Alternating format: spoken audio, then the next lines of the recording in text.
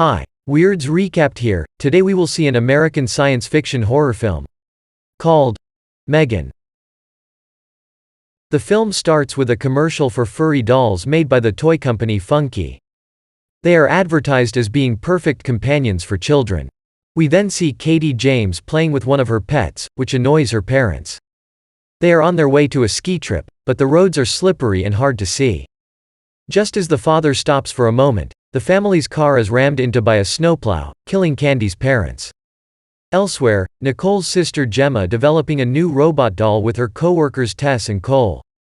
However, their boss, David Lynn, wants them to develop a cheaper version of the Perpetual Pets, since their rival companies are coming out with their own toys similar to the Pets, for cheaper than what the Pets already cost. The three try to put on a silicone face and run tests, but the robot has a slight glitch where she is smirking when she is supposed to look confused. David comes in with his assistant Kurt to chew the three out until Gemma explains her project to him. The robot, Megan, is meant to be so advanced that she cannot be replicated. Unfortunately, while running a demonstration for David, Cole realizes he forgot to add the polypropylene barrier to Megan, causing her to explode. David orders the three to have a new pets pitch in time. Shortly Gemma gets a call from the hospital. After learning of her sister's death, Gemma becomes Katie's temporary legal custody. When they return home, Gemma has to deal with her neighbor Celia and her obnoxious dog, who keeps running onto Gemma's lawn since there is a hole in the fence. Gemma also complains to Celia about the pesticide she keeps using, but Celia does nothing about it. Gemma has a home AI, Elsie, that she created, as well as other collectibles that she doesn't let Katie touch or play with. When Katie asks Gemma to read her a bedtime story, she just downloads an app on her phone for her. It is implied that Gemma and Nicole were not very close as she looks over old photos, and she overhears Katie crying in her room. Gemma and Katie are visited by Lydia, a therapist. After observing the limited interaction between the two, Lydia tells Gemma that father's parents have offered to take custody of Katie so she can live with them in Jacksonville, which Gemma doesn't seem comfortable with. After promising to tend to Katie after finishing her work, Gemma realizes hours have passed as she left Katie alone.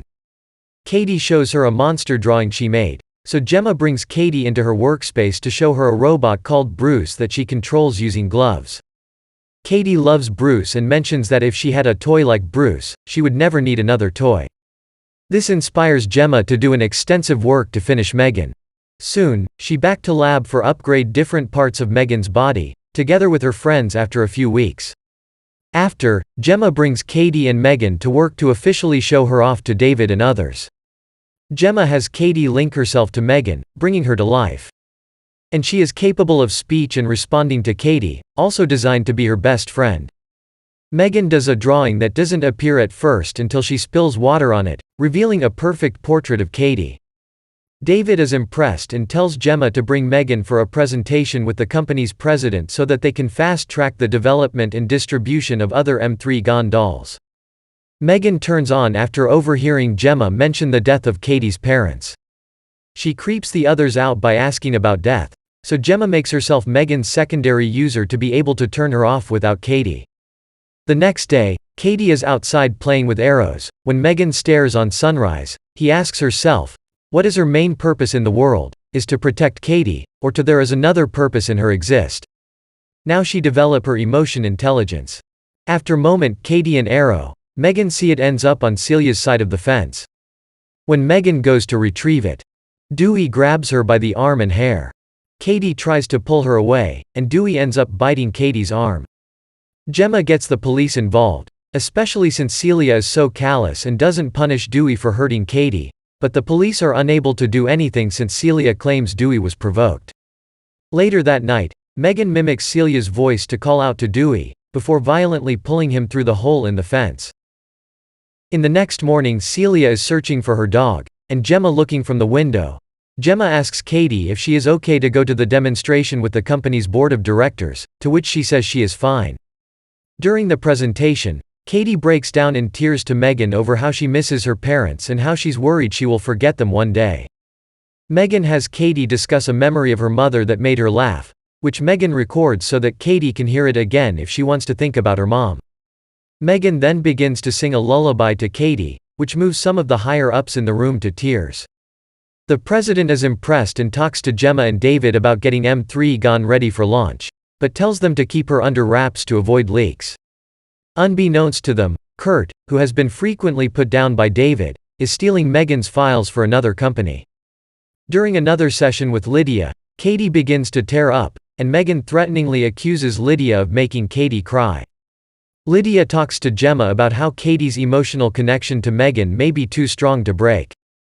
Gemma brings Katie to an outdoor activity session for an alternative school to try and ease her into the idea of attending school and being around other real kids, since Katie's parents had homeschooled her. Katie reluctantly goes but brings Megan despite Gemma saying she couldn't.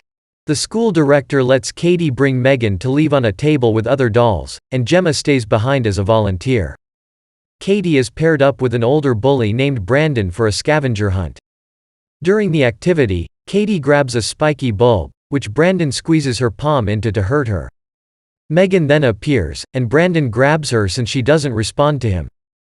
Katie yells for Gemma and runs after Megan, which worries Gemma more because it means Megan is at risk for public exposure too early. As Brandon tries to pull Megan's hair, the doll comes to life and attacks him, ripping off his left ear. Brandon runs as Megan chases him on all fours, causing him to trip over a loose root and tumble down a hill where he is fatally hit by a truck. Police question Gemma at her house since Celia is accusing her of taking Dewey. She also appears to accuse Megan, thinking she is a real-life friend of Katie's. Katie asks Megan if she pushed Brandon onto the road, which Megan appears to dodge for an answer, but reassures Katie she will protect her from harm. Celia is out on the streets looking for Dewey. She hears noise coming from her garage and is met by Megan spraying her against the wall with a power washer. Megan then kills her. After learning about Celia's death from police and being suggested that there was a connection with Brandon's death, Gemma grows suspicious of Megan. She reviews video files from Megan's memory, but only sees a brief clip of her eyeing Brandon looking menacingly at Katie before the files all become corrupted. At the same time, Megan came to Gemma and asked him for what she searched about it, but Gemma don't telling her anything. After a moment, Gemma use a special pen to shuts down and take it to the lab. Gemma brings Katie to the official launch for Megan but stops at a session with Lydia first.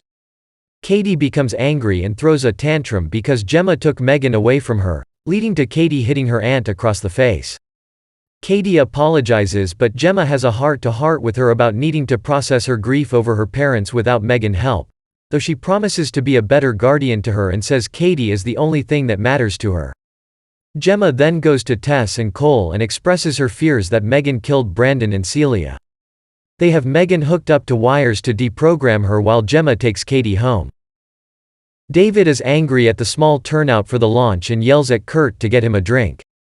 Meanwhile, Tess and Cole try to get into Megan programming but cannot unless they unhook her first. Cole goes to do so, and Megan quickly wraps a wire around his neck in an attempt to hang him.